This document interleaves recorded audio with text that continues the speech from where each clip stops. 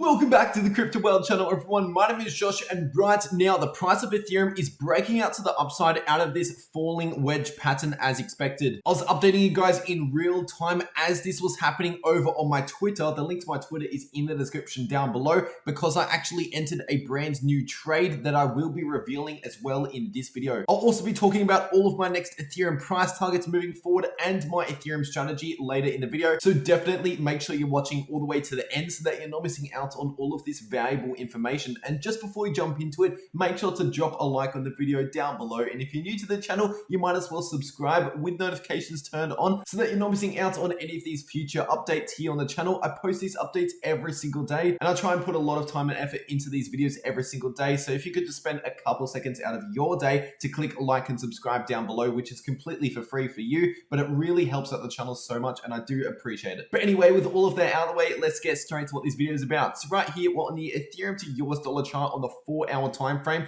and as you can see here, obviously we were forming this falling wedge pattern, which technically speaking is a bullish pattern. Now, yesterday I was talking about how we were potentially actually testing this level just here, and the Ethereum price ended up seeing an initial breakout to the upside here. We came back down and formed a retest, and the fact that we actually held this line, the breakout line just here, which was previous resistance, and flipped it into new support with that bounce just there, that confirmed this breakout to the upside, this next bullish movement. And I was constantly updating you guys about this over on my Twitter in real time as it was happening. As you can see here, 14 hours ago, we were looking at the retest. And then I'll let you guys know here only 5 hours ago that I just entered a new long position with the price target in mind. And I'll let you guys know about moving the stop loss into profits and all of that sort of stuff. And right now, this long position is currently sitting in profits. And a lot of you guys took this trade as well. So congrats for those of you that have been following me over on my Twitter, and especially for those of you that have my notifications turned on. And all of this, by the way, is completely for free. I don't charge for these trade signals or anything. But anyway, getting back into the charts, first of all, the technical price target for a falling wedge pattern is the top of the wedge. And right now, that's coming in at around 3,550 approximately, if you're looking at kind of the tops of these wicks just here. And by the way, for those of you wondering exactly how I trade, how I place long positions, short positions, conditional orders, stop losses, all of that sort of stuff,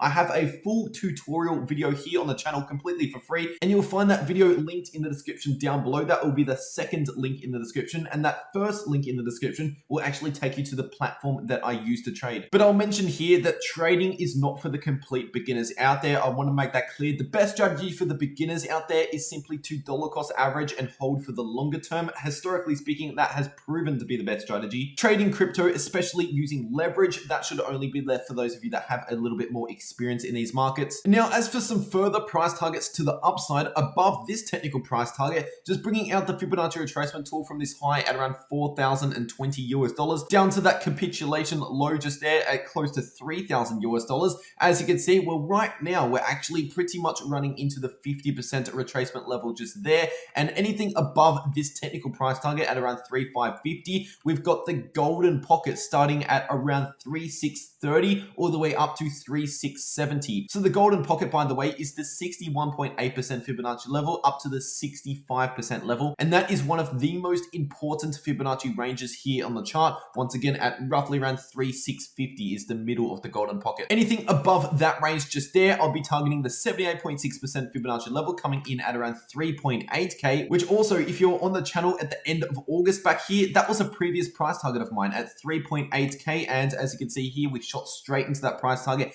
found resistance. We did actually go a little bit higher, but yeah, once again, that was a significant level to pay attention to at 3.8k. Any higher than that, then obviously around 4,000 is very strong resistance. But let's not get ahead of ourselves. We can't be looking at 4,000 just yet while the price is still below the golden pocket. We need to first break above that level before we can even think about 4,000. Looking at the RSI and the MACD here on the 4-hour time frame, we're actually looking really good here. I'm not going to lie, we're looking amazing. Obviously, we had this initial bullish divergence that formed in the RSI with that second low that we formed in the price after that crash. And obviously, I'll let you guys know on the channel at that stage just there that that's going to reduce reduced the selling pressure. So we're going to be heading sideways, if not slightly to the upside. And right now, considering the fact that these price oscillators are still heading to the upside, there's no immediate sign of a lot of bearish price action anytime soon. Obviously, that can happen later on, but right now, at least in the short term, things are looking more bullish than they are bearish. When you're zooming out to the 6-hour chart, you're seeing the same thing. When you're zooming out to the 12-hour chart, you're pretty much seeing the same thing. Right now, we're only just starting to flip bullish here on the 12-hour. And what's really interesting is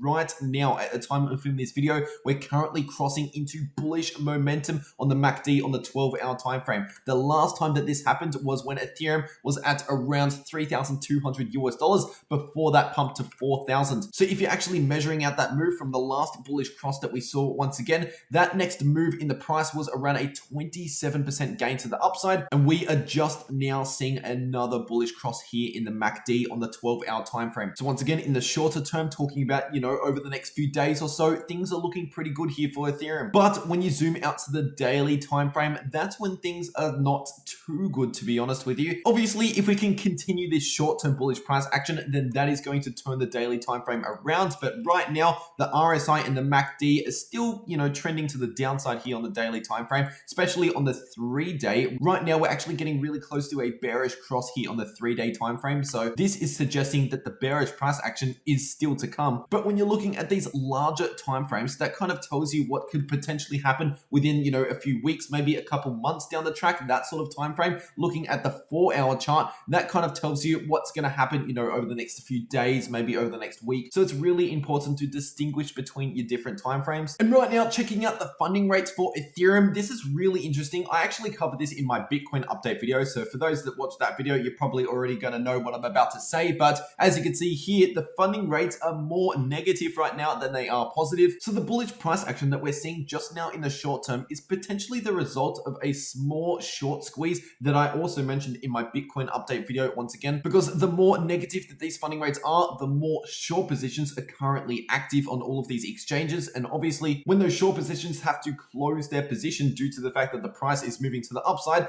they have to buy back into the underlying assets. So for example, if they're shorting Ethereum, they have to buy back into Ethereum to close that position. And that's kind of what we're seeing right now as the price is heading higher in the short term. And it's also due to the fact that these funding rates are negative, which is providing an extra pressure on the short positions to close those positions if we're not heading to the downside. And a lot of those newly opened short positions are probably due to the fact that we plunged further into fear yesterday in the markets. As you can see, we actually reached the furthest into fear that we've seen ever since around that low at around 1,700 in Ethereum and around 29,000 for Bitcoin, which was towards the end of July. At that stage, we were sitting in extreme fear. And ever since then, pretty much over the last 1.5 months or so, we were sitting in greed. And so the fact that we finally dropped back into fear for the first time in a little while in the markets, a lot of people just straight away panicked and entered short positions. And that's exactly why we've got all of these negative funding rates right now. But now with this small bounce back to the upside, we're actually seeing this crypto fear and greed index bounce back into the neutral zone, showing indecision in the markets. So a lot of bears probably would have gotten caught by surprise with this bullish movement just here over the last couple of days. But the same goes for the bulls as well. We can still get caught by surprise, especially if we run into that golden pocket and get a rejection, because according to the crypto fear and greed index, we've actually got room to both sides now. We've got room to the upside, but we've also still got room to the downside. So keep that in mind. And once again, for those of you that want to get involved in these profitable trades here,